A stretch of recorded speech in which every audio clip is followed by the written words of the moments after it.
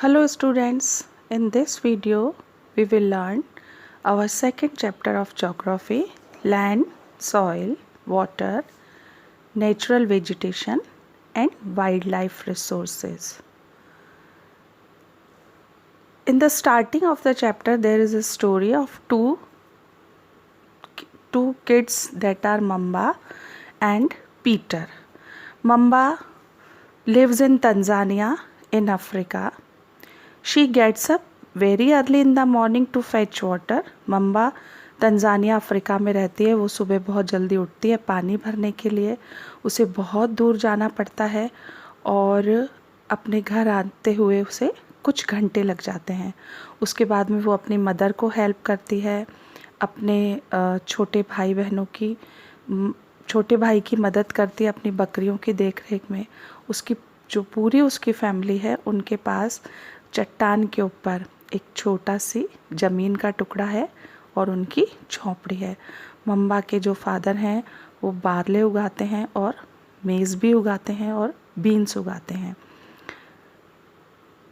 ये जो भी चीज़ें वो उगाते हैं वो उनकी फैमिली के लिए भी पूरे साल के लिए पूरा नहीं पड़ता। पीटर उस जगह पर रहता है न्यूजीलैंड में जहाँ पर कि शीप रियरिंग मेन ऑक्यूपेशन है। वहाँ उसकी जो फैमिली है वो शीप रियरिंग का काम करती है। शीप रियरिंग फैक्ट्री है उनकी। हर दिन वो स्कूल जाता है। पीटर अपने अंकल को अपनी भेड़ों की देखरेख करते हुए देखता है। उनका जो शीप यार्ड है वो एक ग्रासी प्लेन एरिया पर सिचुएटेड है जहाँ से कि पहाड़ कुछ दूरी पर है। अब ये अपनी भेड़ों की देखरेख साइंटिफिक तरीके से करते हैं, लेटेस्ट टेक्नोलॉजी से। पीटर की फैमिली जो है वो सब्जियां भी उगाती है ऑर्गेनिक फार्मिंग से। ऑर्गेनिक फार्मिंग होती है जिसमें कि पेस्टिसाइड्स का यूज़ नहीं किया जाता। मम्बा और पीटर ये दोनों ही संसार के अलग अलग हिस्सों में रहते हैं और दोनों का ही and led very different life, अलग तरह का जीवन है। ये जो डिफरेंस है, क्योंकि इस डिफरेंस के पीछे रीज़न है quality of land, soil, water, natural vegetation, animals and the uses of technology. The availability of such resources is the main reason places differ from each other. इसका मतलब ये है कि वो जगह जहाँ पर कि अच्छी मिट्टी होगी, ज़मीन प्लेन होगी, पानी की अवेलेबिलिटी होगी, नेचुरल वेजिटेशन होगा, वहाँ पर लोगों का जीवन अलग तरीके का होगा। और जहाँ पर ये रिसोर्सेस सही अमाउंट में प्रेजेंट नहीं होंगे वहाँ के लोगों की लाइफ थोड़ी हार्ड होगी। लैंड जो है वो बहुत इम्पॉर्टेंट नेचुरल रिसोर्सेज है। 30% जो अर्थ का टोटल सरफेस एरिया है वो लैंड ने कवर कर रखा है और बाकी का जो हिस्सा है वो हमारे लिए अवेलेबल नहीं है। ये अनइवन डिस्ट्रीब्यूशन जो है पॉपुलेशन का, ये वर्ल्ड में अलग अलग है क्योंकि due to varied characteristics of land and climate, ज़मीन की अलग अलग विशेषताओं के कारण और क्लाइमेट के कारण। Rugged topography, steep slopes of the mountain, low-lying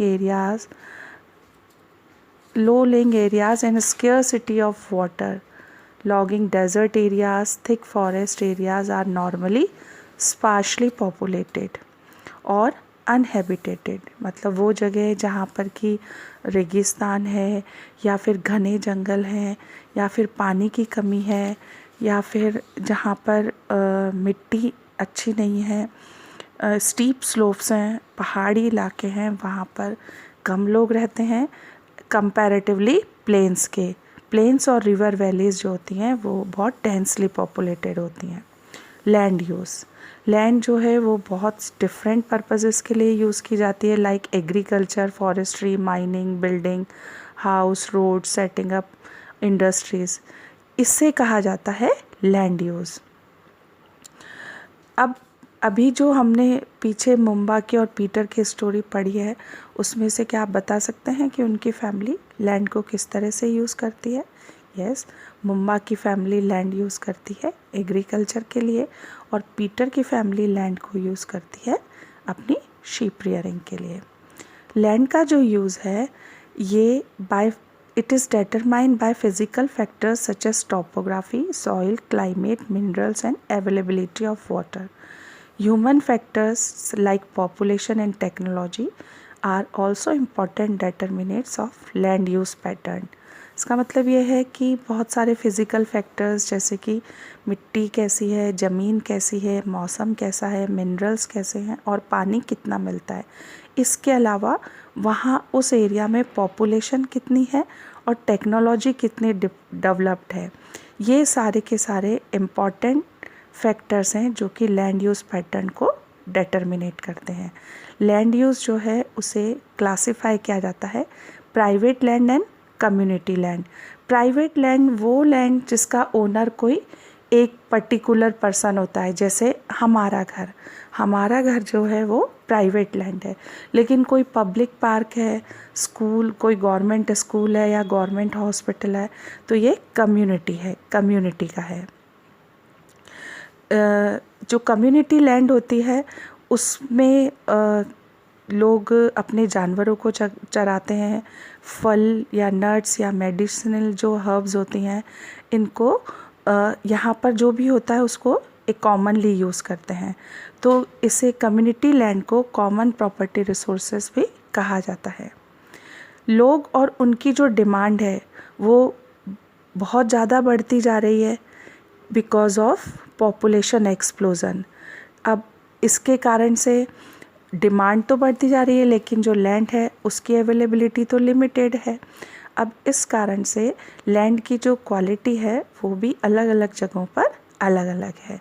लोगों ने अब ज़मीन को एनक्रोच करना शुरू कर दिया है, उन्होंने कमर्शियल एरियाज़ बना लिए हैं, हाउसिंग कॉम्प्लेक्स बना लिए शहरी क्षेत्रों में, एग्रीकल्चर लैंड जो है उसको उसमें कन्वर्ट कर दिया सेटलमेंट्स में, रूरल एरियाज़ के अंदर भी। आज भी हम बहुत बड़ा चेंज देखते हैं लैंड यूज़ पैटर्न में, जो कि हमारी सोसाइटी में कल्चर चेंजेस को दिखाता है। इसके कारण से लैंड डिग्रेडेशन होता है, लैंडस्लाइड्स। लैंड डिग्रेडेशन का मतलब होता है मिट्टी, ज़मीन का जो है वो ज़मीन संसाधन में नुकसान होना।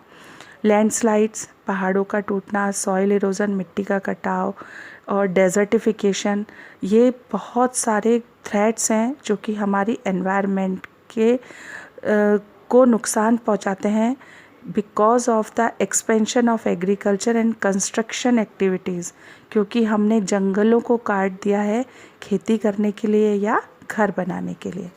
कंजर्वेशन ऑफ लैंड रिसोर्सेज, हम लैंड को किस तरह से बचा सकते हैं। ग्रोइंग पॉपुलेशन जो है उसकी डिमांड भी बढ़ती जा रही है, इसके कारण से हमने बहुत बड़ा डिस्ट्रैक्शन कर दिया है फॉरेस्ट कवर का, और जो मतलब जो एरेबल लैंड है वो उसमें अब वो लैंड अब ख़राब होती जा रही है। इस कारण से the present rate of degradation of land must be checked. जो रेट है लैंड डिग्रेडेशन की उसके ऊपर रोक लगाई जानी चाहिए। Afforestation, land recommendation, regulate use of chemical pesticides and fertilizers and checks on overgrazing are some of the common methods used to conserve land resources. जानवरों को बहुत ज़्यादा नहीं चराना, पेस्टिसाइड्स और केमिकल पेस्टिसाइड्स और फर्टिलाइज़र्स का इस्तेमाल कम से कम करना, ज़्यादा से ज़्यादा पेड़ उगाना और ज़मीन के कटाव को रोकना, ये कुछ तरीके हैं जिनसे कि हम लैंड रिसोर्सेज को प्रोटेक्ट कर सकते हैं। Rest of the topic we will learn in next video. Thank you.